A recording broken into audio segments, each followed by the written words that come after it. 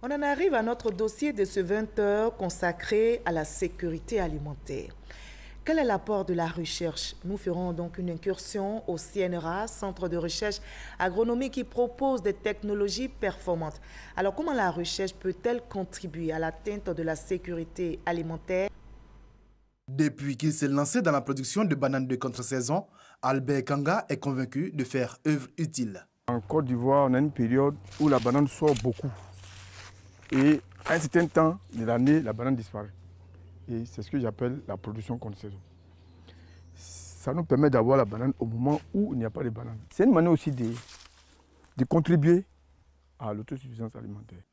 Albert est devenu un spécialiste de la contre-saison en 2014 grâce au Centre national de recherche agronomique. Pour produire la contre-saison, ce n'est pas facile. La banane doit fleurir dans le mois de février où il n'y a pas d'eau.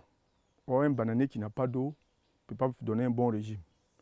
Mais Dieu merci, avec les nouvelles variétés du CNRA, ça nous a permis aujourd'hui d'avoir vraiment entre 25 et 30 tonnes à l'hectare. En dehors de la banane, plusieurs autres spéculations vivrières ont fait l'objet de recherches scientifiques.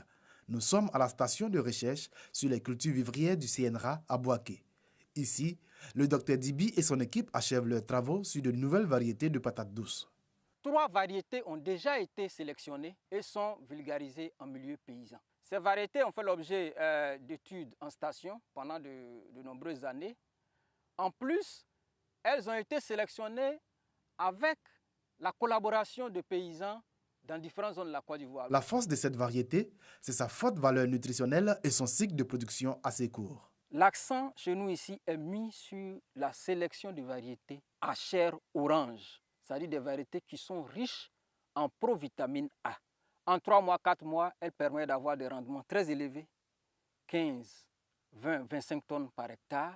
Depuis 1998, ce sont près de 80 variétés améliorées de cultures vivrières qui ont été mises en place par le Centre national de recherche agronomique, entraînant pour certaines un boom de la production. Pour le manioc, sur un hectare, au lieu d'avoir 20 tonnes, quand on cultive une variété locale, une variété traditionnelle, aujourd'hui, si on cultive les variétés du CNRA, on peut atteindre 30 à 40 tonnes.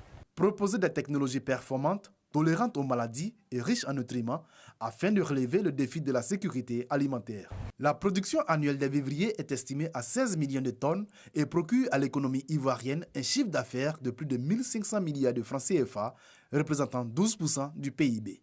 Ce secteur occupe environ 85% de la population agricole active et est en majorité constitué de femmes. Les cultures vivrières ont permis d'assurer l'autosuffisance alimentaire de la Côte d'Ivoire, à l'exception du riz, dont la demande est satisfaite à près de 30% par des exportations.